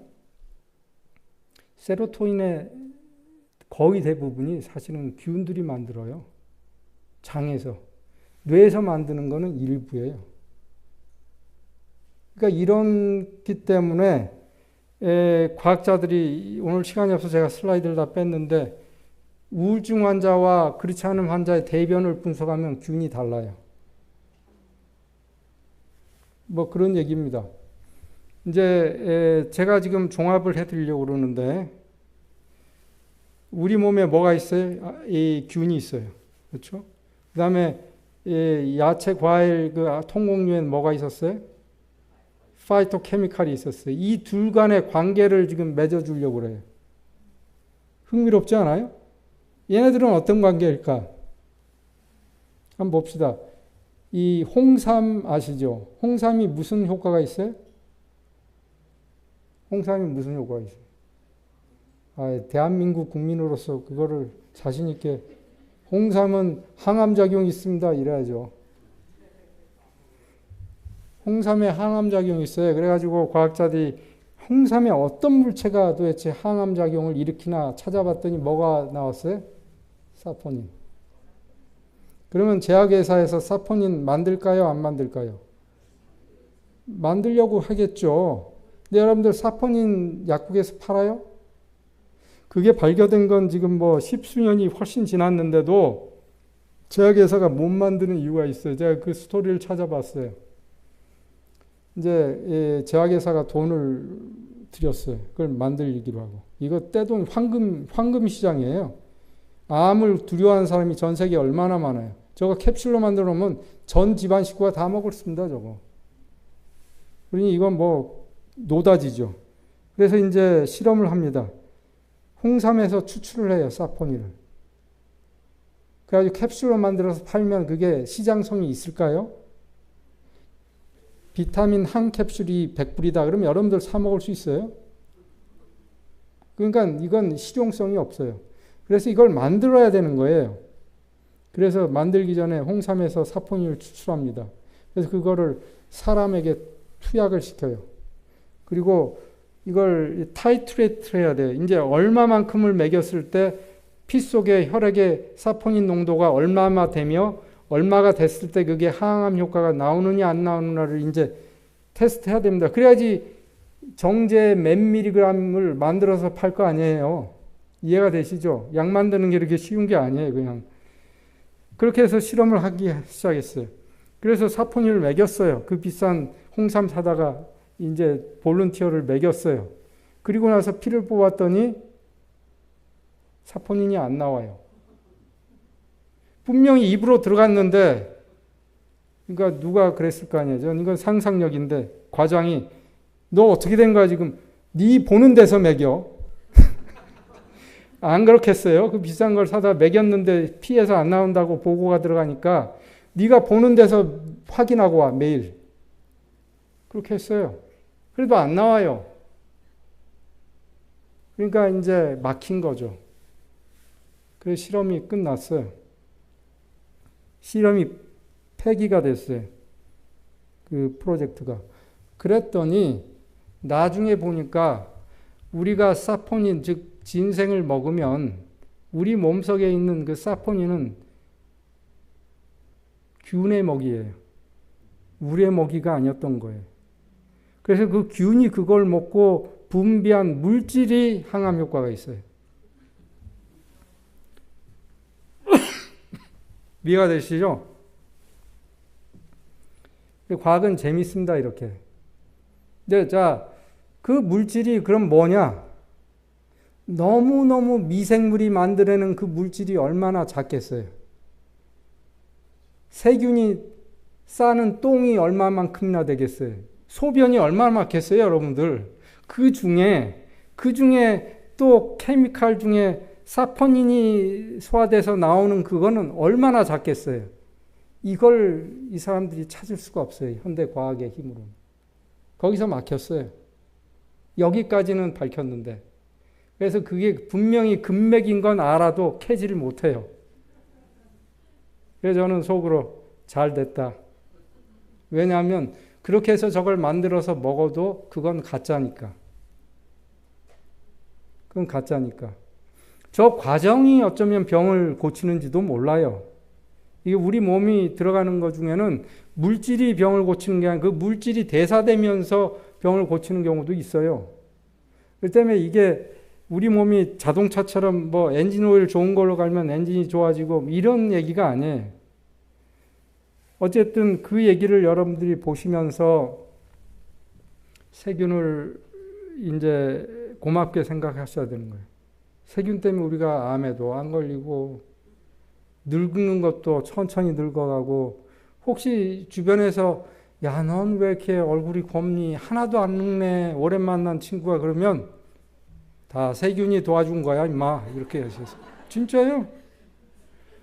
내가 뭐 잘나서가 그게 아니고 세균이 도와줬어. 이렇게 얘기하세요. 그럼 이제 물어볼게. 뭔 얘기야? 그럼 제가 오늘 강의한 걸 좀 얘기하세요. 그래야 여러분들이 여러분께 돼요. 티칭은 최고의 배움이에요. 교수가 왜 교수인 줄 아세요? 제가 이제 저희 학생들한테 늘 하는 말이에요. 니네 중에 누가 준비해서 여기서 강의하기 시작하고 내가 거기 앉아 있으면 다음 달에는 나는 학생이 되고 네가 교수가 되는 거야. 교수라고 해서 처음부터 교수 아니잖니. 이 얘기는 하는 거죠. 그죠? 여러분도 마찬가지예요. 어쨌든 이거는 뭐냐면 야채, 과일 저런 통곡류를 먹으려면 도저히 껄끄럽고 먹기가 어려울 때가 있잖아요. 근데 여러분들 어떻게 하면 돼요? 씹어야 돼요. 씹어야 돼요. 씹어야 돼요. 씹으면 맛을 누가 만들어줘요? 저 논문에서는 균이, 입안에 있는 균이 우리가 씹을 때 그 물질이 유리되면서 거기서 나오는 걸 먹고 어떤 물질을 만들어주는데 그게 맛을 만들어요. 그러면 시간이 좀 걸리겠죠. 다소 1분 이상은 걸리겠죠. 제발 1분도 되기 전에 이거 먹으면서 다음 뭐가 맛있나를 쳐다보지 마세요. 제발. 그리고 젓가락은 자동으로 가고 얘는 삼키고 이렇게 하시는 거는 진짜 아무리 좋은 진수성찬 저런 과일 야채라 하더라도 이거는 진짜 잘못된 방법이고 그래서 우리는 그 효과를 못 보고 살아요. 근데 뭐 때문에 우리가 효과를 봐요? 사포닌 때문에 사는 게 아니고 그 균이 사포닌 먹은 그 균의 소변에 있는 것 때문에 우리는 살아요. 아시겠어요? 그러니까 균을 먹이세요. 균을 어떻게 먹여야 돼요? 제가 그래서 이제 이 균 얘기했고 균을 먹이는 방법은 이겁니다. 저 사진처럼 엄마들이 아기가 이제 이유할 때 요새도 그럴지는 모르겠는데 자기가 씹어서 줬어요. 옛날에는 아세요? 구역질이 난다고요? 엄마가 어떤 마음으로 씹어요? 아유 이놈 자식 이러면서 씹어요. 꼭 씹어가지고 그냥 이 소화 잘 되라고. 그래가지고 애기한테 주잖아요. 여러분들 균들한테 그럴 생각이 있으세요? 그런 생각이 좀 나지 않아요 이제? 이 얘기만 제가 더 해드릴게요. 이제 생리학을 배우다 보면 우리 인체에서 소화 효소가 나오는 데가 있어요. 침 속에 뭐가 있어요? 아밀라제가 있어요. 아밀라제는 뭐를 분해해요? 탄수화물을, 그러니까 다당류를 분해해요. 그러니까 스타치, 녹말을 분해해요. 말하자면. 여러분들이 고구마를 먹거나 뭐 옥수수를 씹어 먹거나 현미밥을 씹어 먹든 이 야채를 먹든 다 그 다당류예요. 그걸 이제 씹어요. 그러면 거기에서 아밀라제가 들어가가지고 그걸 이 대강대강 잘라줘요. 여러 개의 체인을 끊어주는 거예요. 저는 그거를 공부할 때 무슨 의문이 들었냐면 우리 작은 창자 12장에 가면 아밀라제가 풍부하게 나오는데 왜 여기서부터 끊어야 되냐 이거예요. 두 번째 퀘스천. 이걸 끊어놔도 어차피 위산을 통과하면서 이 아밀라제는 위산에서 파기돼서 더 이상 이제 끝나요. 입안에서로 끝나요. 넘어가는 순간 아밀라제는 효소로서의 효과가 없어요. 왜냐하면 위산에 녹으니까. 그런 소모전을 왜 하고 계시는가 이게 누가 하고 계세요? 하나님이. 그런데 그 아밀라제가 하는 일은 뭐겠어요 그럼? 우리 입안에 있는 유산균을 피해서 좋은 균들에게 우리가 씹는 먹이를 주기 위해서 있는 거예요. 그 이유밖에는 아직 없어요. 그래서 여러분들이 씹어 먹는다는 뜻은 입안에 있는 균에게 주는 거예요. 그거를 뒷받침하는 논문이 뭐냐면 우리가 여러 번 씹고 할 때 그 입안에서 이제 과학자들이 그런 실험을 합니다. 여러 번 씹게 30번 이상. 그리고 뱉으라고 그래요. 그러니까 뱉은 그 물질, 그거는 이제 아밀라제가 어느 정도 소화시킨 물질이에요. 그걸 가지고 보는 거예요. 분석해서. 봤더니 분명히 이 사람 입으로 들어간 거는 뻔한데 예를 들면 맨살 현미밥만 딱 줬어요. 근데 거기엔 현미밥에서 나올 수 없는 어떤 물질이 발견이 되는 거예요. 그게 뭐였어요? 입안에 있는 세균이 그 현미밥 녹은 걸 먹고 바로 만들어준 어떤 케미칼이에요. 이렇게 이해하면 이제 제 추측이 맞는 게 동의가 되시죠? 입안에 있는 아밀라제는 세균을 위해서 존재한다. 단 내가 씹어야지만 그런 일이 일어난다. 그리고 입안에 있는 세균은 뭔가를 만들었다. 그 세균이 만든 뭔가가 어디로 가나 봤더니 대장에 있는 균한테 가요. 그래가지고 그 과학 논문에는 입안에 있는 균과 대장에 있는 균이 서로 의사소통한다 이렇게 돼 있어요. 재밌죠? 그러니까 이 과정은 우리는 자꾸 그런 환자들이 저한테 와서 선생님 소화가 안 돼요. 위내시경 하게 해주세요. 제가 그래요. 소화시키세요. 예? 이제 속으로. 예? 아니 본인이 소화시키라고요. 왜 소화가 안 된다고 그래요? 소화는 입에서 하는 거예요. 넘기고 난 다음에 하는 게 아니에요. 사실은. 예. 특히 여러분들이 야채 과일을 먹기로 오늘 결심을 하는 분들은 이 명심하셔야 되는 게 진짜 씹어야 됩니다. 내일 말씀드리겠는데 언젠간 말씀드릴 텐데 이번에 제가 위장이 하는 일은 오로지 고기만 녹여요. 여러분들 위장에서는 현미밥 소화 하나도 안 시켜요. 쌈 삼킨 거 하나도 소화시키지 않아요. 뭐 위산이 나온다면서요? 그게 다 녹이지 않아요? 아니에요. 오로지 고기만을 위해 존재해요. 위장은. 그러면 이게 어폐가 있잖아요. 하나님은 우리에게 먹으라 이거 해놓고 왜 위장, 우리 소화기관의 가장 큰 위장은 고기만을 위해 존재하게 만들었는가? 저는 그게 바로 공의라고 봅니다. 공의. 하나님의 성품에 가장 중요한 두 축이 있다면 하나가 공의인데 우리는 사랑만 붙들고 사는데 하나님의 공의는 성경에 보면 이런 말씀 나와요. 악인에게도 비를 내리고 의인에게도 비를 내리고 악인에게도 해를 주고 의인에게도 해를 준다. 다른 데 나오는 얘기지만 어쨌든 여러분들이 하나님이 하라는 대로 안 한다고 해서 잘 됐다. 너 고기를 먹었어? 먹고 체해봐라. 하나님이 처음에 인간 같으면 위장을 안 만들면 되잖아요. 펩신하고 애시드를 안 나오게 하면 됐잖아요. 그럼 누가 고기 먹겠어요? 뭐 얘기할 필요도 없죠. 그러니까 우리 몸은 로봇가 아니라는 거. 오로지 우리의 순수한 선택에 의해서만 하지만 하나님은 길을 다 주시고 난 다음에 선택하라고 그러시는 거예요. 그렇죠? 그래서 오늘부터 이거를 외우십시오. 야채, 과일, 뭐 현미밥 할 것 없이 골고루 씹어 골고루 드시는데 아까 파이토케미칼 나왔잖아요.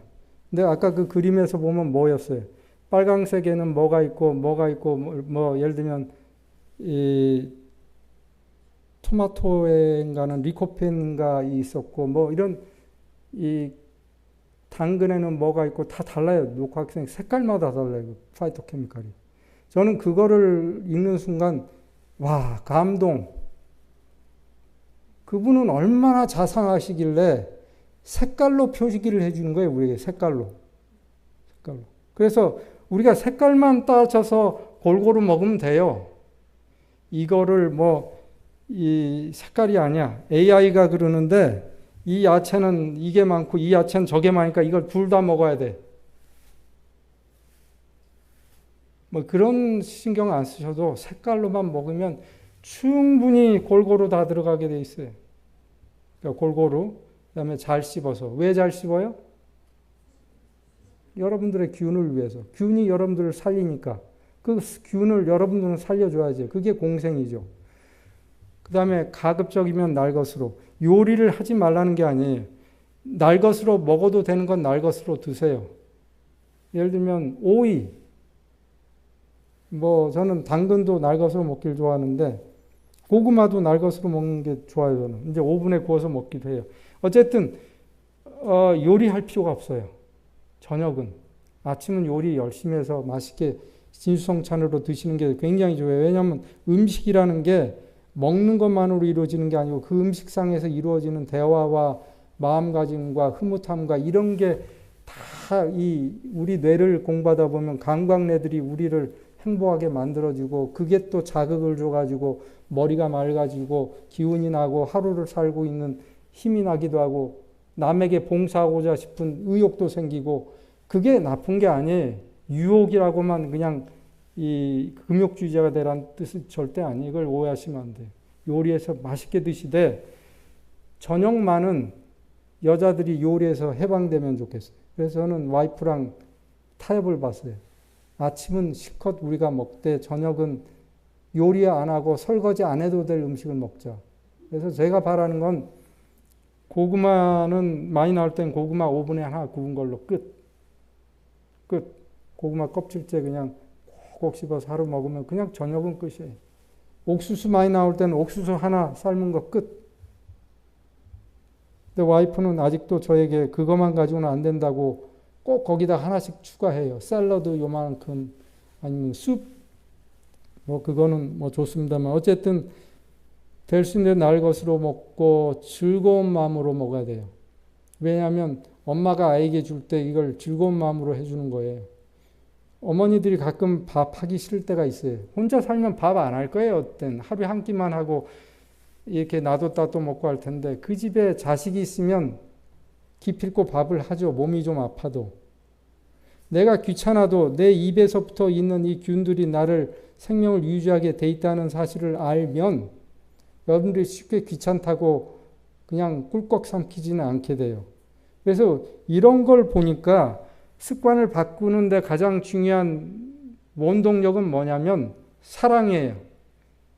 사랑의 정신이 없으면, 공생의 정신이 없으면, 희생의 정신이 없으면 습관 바꾸기는 어려워요. 왜냐하면 진화론적인 사상으로 나는 건강해야 돼, 난 튼튼해야 돼, 나는 이뻐야 돼 라고 생각한다면, 그래야 내가 남보다 우월할 수 있어 라고 한다면 거기에는 사랑이 없어요. 그런 오로지 나를 생각하기 때문에 힘들어져요. 그렇게 사는 삶은. 귀찮아요. 짜증도 나요.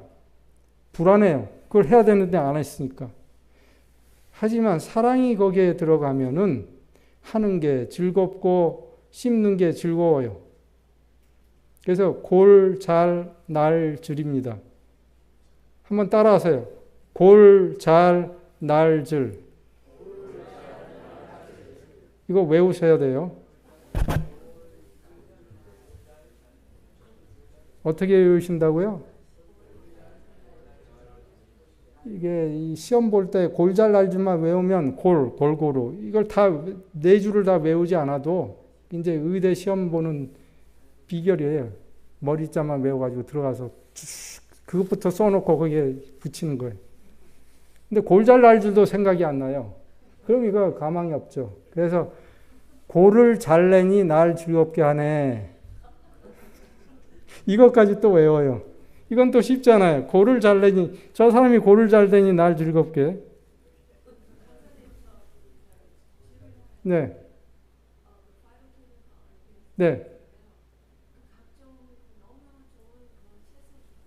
네.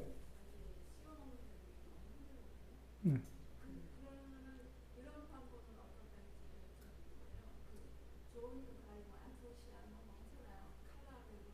네.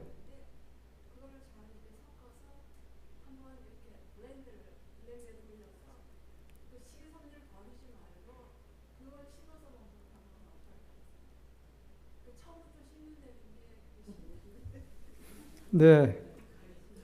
그런 질문 아주 잘 하실 줄 알았어요.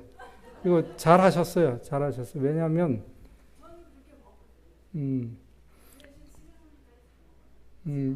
근데 이제 그거를 사실은 먹는 게 중요한 게 아니에요, 사실은. 씹는데 제가 말씀드렸듯이 과정이 중요한 거예요. 네. 씹을 정도로 칼로 쪼개시는 건 될 것 같아요. 가는 거는.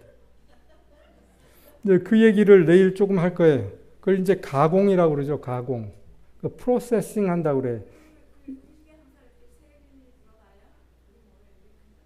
네. 그래서 이제 어떤 분들은 그러면 음식에다가 그 세균도 좀 집어넣어서 같이 삼키면 되지 않느냐. 예. 얼마나 과학이 그렇게 발달함에도 불구하고 단적으로 제가 말씀드리는데 우주인들이 가서 뭐 먹는 줄 알아요? 캡슐 먹고 살지 않아요. 절대로 못 살아요. 똑같이 먹어야 돼요. 그 무거운 물도 싸갈 수도 있지만 이제는 우주정거장에서 만들지만 물은 식물도 다 가져가야 돼요. 아마 한국 우주인이 가면 김치도 싸가야 됩니다. 예. 그러니까 이 과학이 아무리 발달해도 이 본 틀을 벗어날 수가 없어요. 네.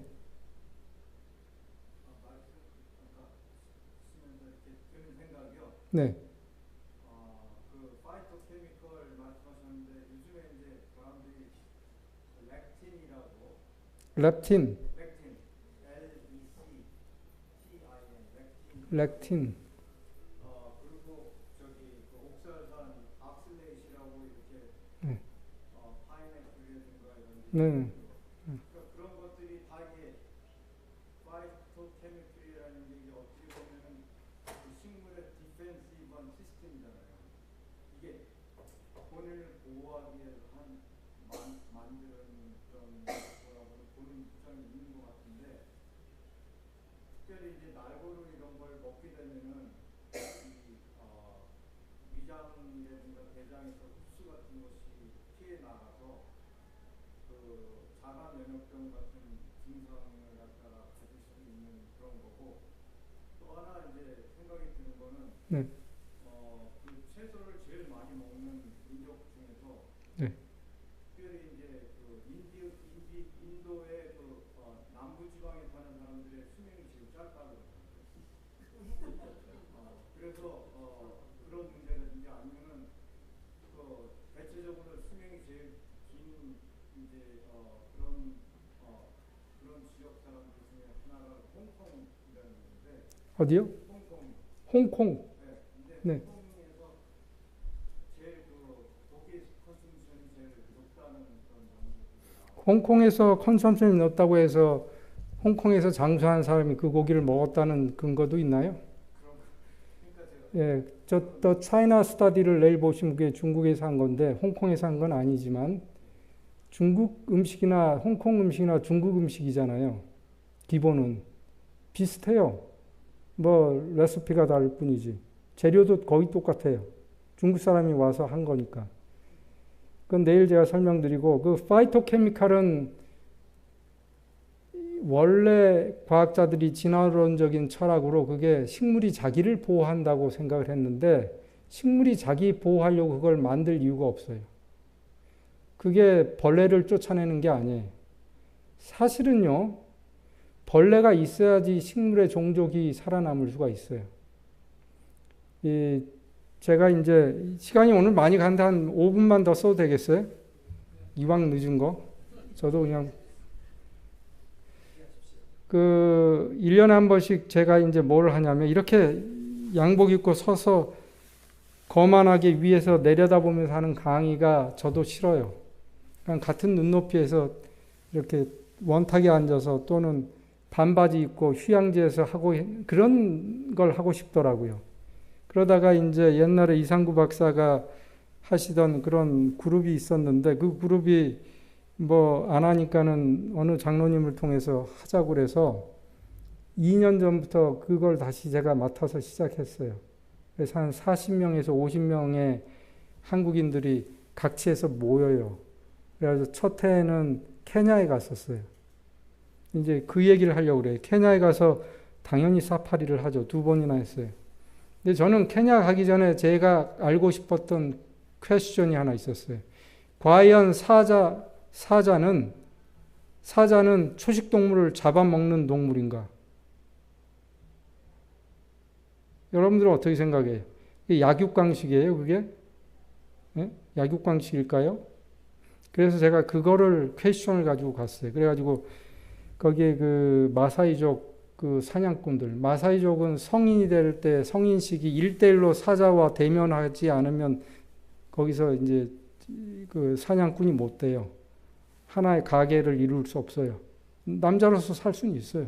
하지만 그런 일을 못 하는데 어쨌든 그 사냥꾼들에게 제가 이제 물어본 거예요. 너희들 생각에 사자가 동물의 왕이냐? 그러니까 이 사람이 씨붙더라고요. 나한테 그러면서 그 라이온 킹 봤냐고 그러더라고 저한테. 너 라이온킹 보고 사자가 왕이라고 그러는 거지? 이 얘기예요 저한테. 근데 우린 라이온킹 보기 전에 사자가 왕인 것 같잖아요. 이리 와 그러면 내 먹이가 되는 것 같잖아요. 그건 알아요. 사자가 이 영양 한 마리 잡기 위해서 자기 목숨을 거는 거 아세요? 동물의 왕국에서 이거 분명히 봤는데 하다가 재수 없으면 영양이 뒷발질 하는데 잡으려고 하는 뒷발질 한 게 자기 여기 허벅지를 스쳤어요. 그래가지고 기스가 났어요. 근데 그 기자가 그걸 추적해요. 다큐멘터리 기자가. 그 사자를. 죽어요. 왜 죽어요? 굶어 죽어요.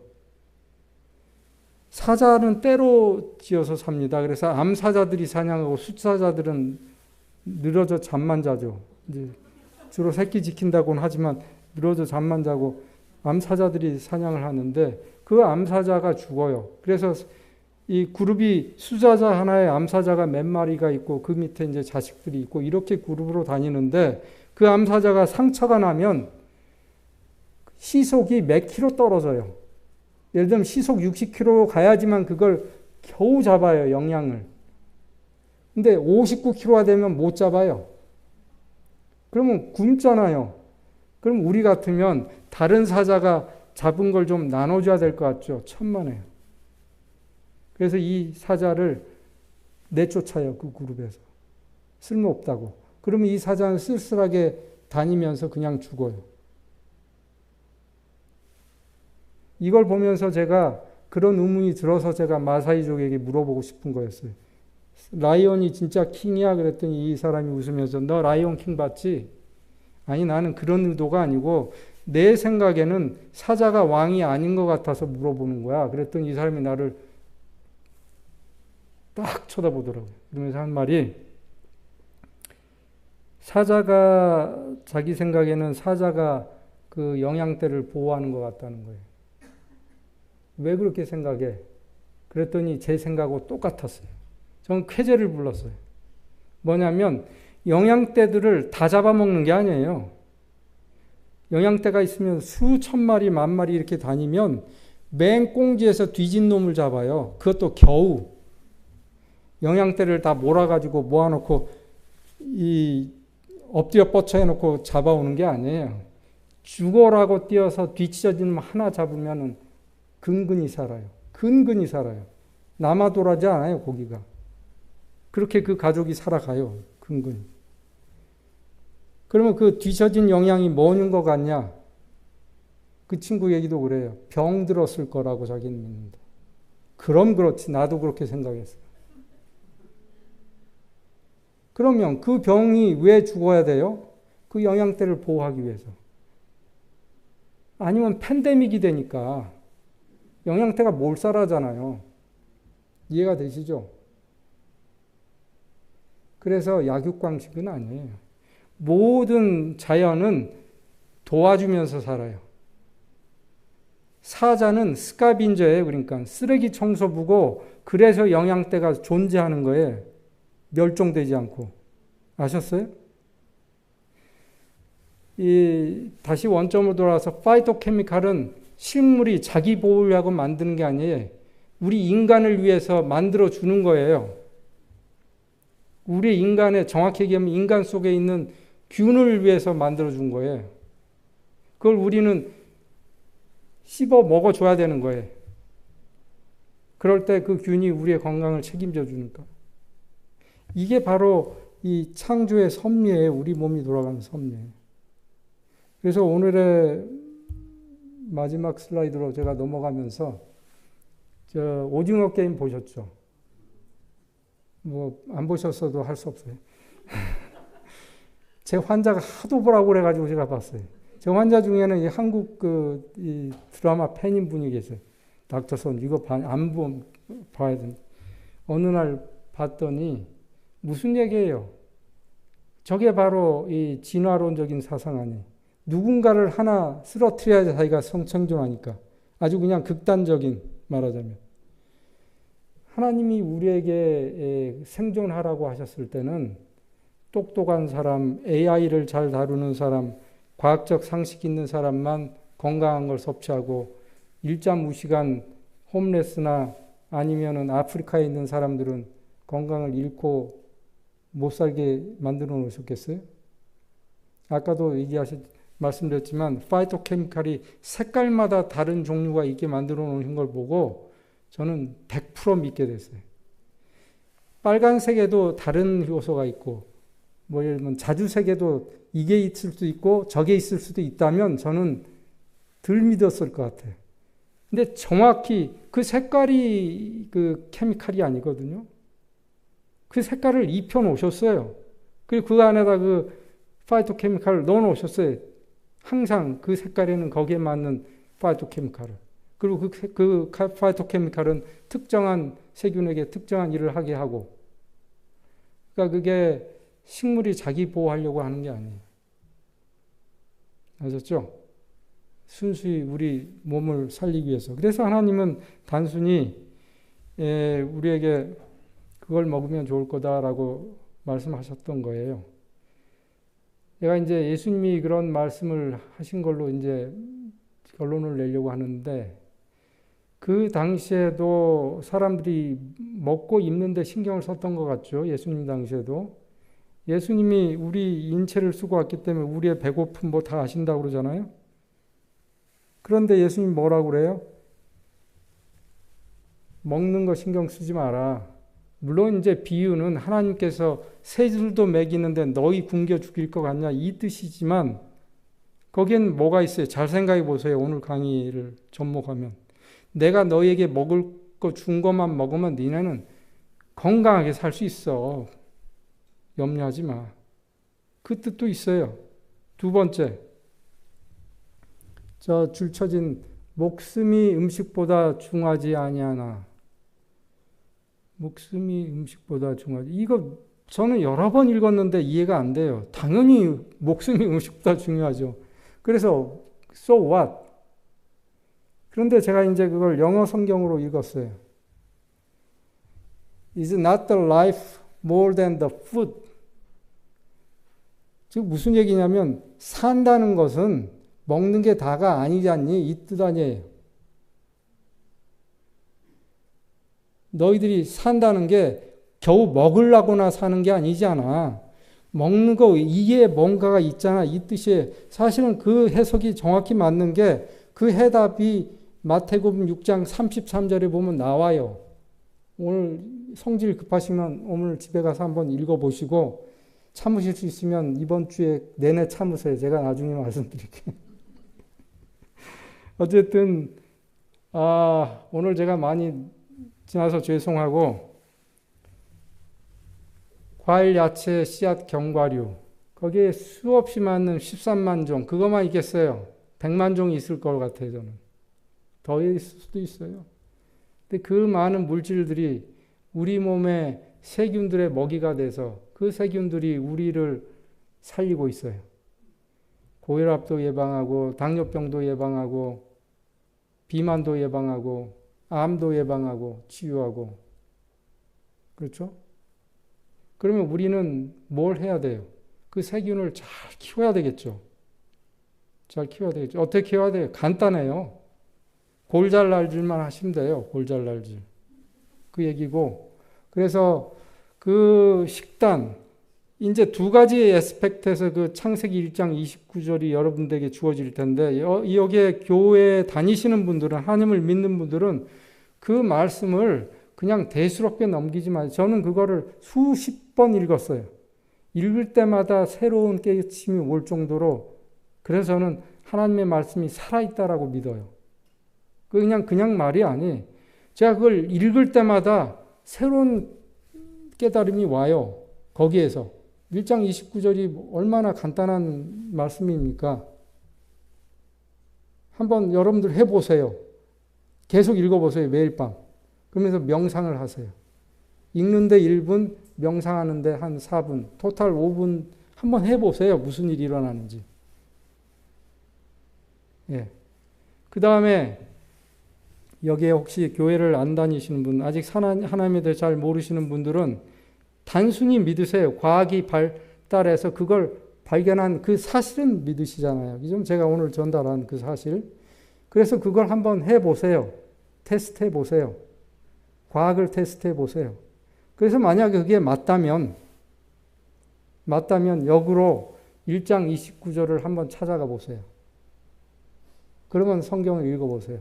무슨 얘기냐면 믿음으로 말미암아 여러분들이 건강을 단순하게 회복할 수도 있고 그 믿음이 없다 하더라도 과학이 발견하는 그 팩트만 가지고도 여러분들이 실천은 할 수 있는 충분한 근거가 있어요.